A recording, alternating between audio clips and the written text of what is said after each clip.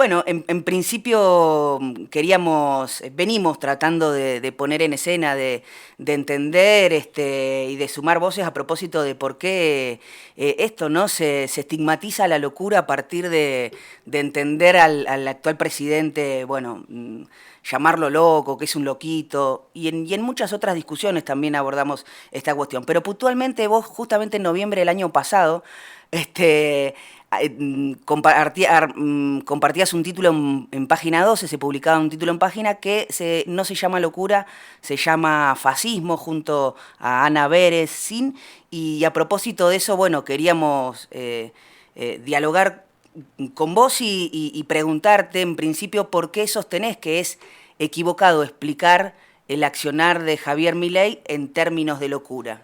Bueno, buen día, Belén. Muchas gracias por la invitación a conversar y a pensar acerca de esto y por todo lo que acabas de señalar o cómo introducís el tema. Porque sí, es cierto, ya en noviembre del año pasado, antes de que se confirme la elección de Javier Milei, veníamos avisorando este escenario y junto con Ana Beresín escribimos 2 artículos en página. Uno es No se llama locura, se llama fascismo, y otro Los hijos del fascismo.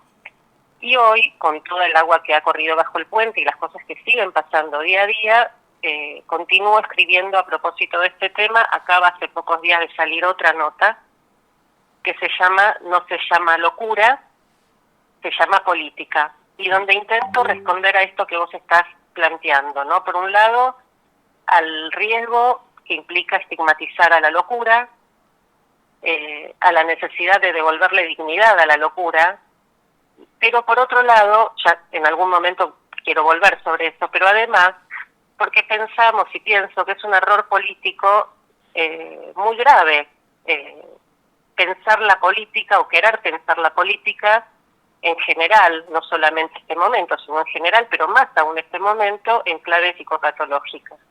Creo que es un error político y además un acto de crueldad, porque no es la psicopatología humana lo que produjo y produce diariamente este escenario, sino más bien la racionalidad cruel, cuerda, lúcida y orientada en tiempo y espacio. Así que no se trata de locura, se trata en todo caso de políticas, y tratemos de no apelar a psicologicismo, sino de hacer lecturas políticas. Creo que es más fácil, ¿no?, plantearlo en términos de problemáticas individuales y de excepciones, como si se tratara de una rareza, lo que pasa, lo que sucede con Milei, con la persona de Milei, que soy nuestro presidente, y además también estamos tentados muchas veces de pensar el voto de la mayoría en términos de locura, ¿no? Pero creo que tenemos que pensar en todo caso cómo llegamos a esto. ¿Qué situaciones, qué procesos históricos han conducido a esto? Creo que es un error de lectura suponer que lo vamos a explicar apelando a la locura.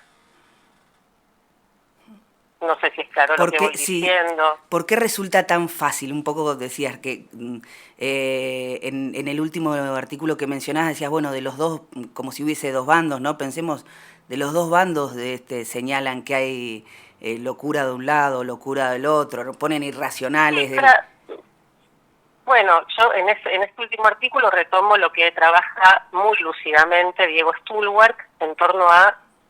Él hace como un análisis respecto de un discurso de Milei donde él plantea que el socialismo o el comunismo, bueno, las ideologías de izquierda, si querés más rápidamente, son el resultado de una enfermedad del alma, ¿no? Él también tiene toda una teoría explicativa, aparentemente, respecto de nuestras ideas políticas, quienes estamos del otro lado.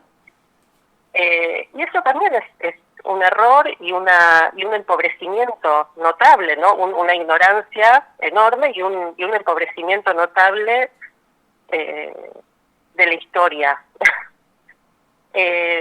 Por eso creo que así como es un error cuando Milei apela a estas lecturas, también es un error nuestro. Y además es un empobrecimiento, insisto, una banalización o una renuncia a pensar en términos de política y querer pensarlo en términos de, no sé, sufrimientos humanos, problemáticas psicopatológicas. Me parece que no corresponde. Pero creo que no son pocos los psicólogos o psicólogas que se suman a esta corriente de proponer análisis de ese tipo. Yo creo que más bien hay que devolver, como decía, dignidad a la locura y no reforzar ni su estigmatización, ni su criminalización, tampoco la romantización de la misma. El sufrimiento humano no es el responsable de que estemos ahora sumergidos en un plan sistemático que ha buscado y que busca erigir políticas totalitarias en consonancias, por otro lado, con un plan que es mundial y que es un plan de extinción y de deshumanización. Y creo que tenemos que estar muy despiertos, muy despabilados y muy apelando a la posibilidad de pensar en esto. Porque este plan lo vemos día a día, asistimos día a día a la crueldad enorme, descomunal, que condena a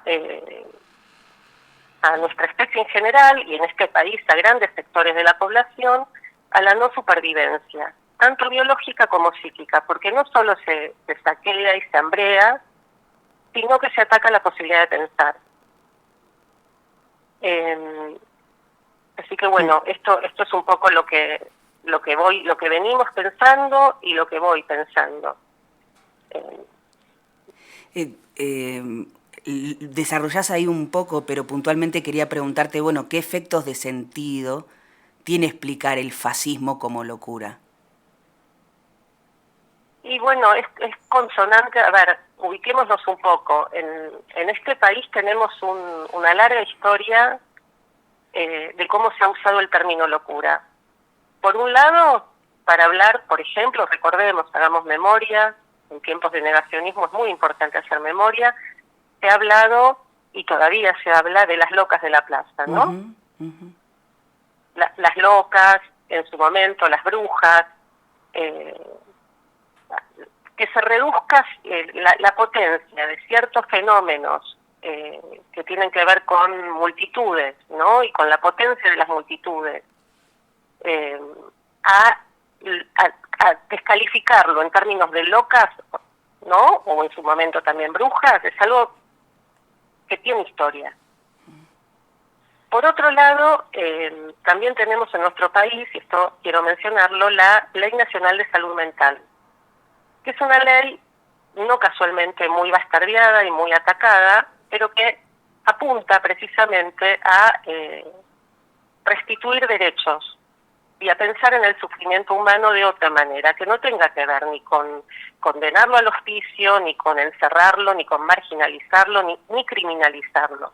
Entonces me parece que estas teorías políticas, si el problema fuera solamente Milei,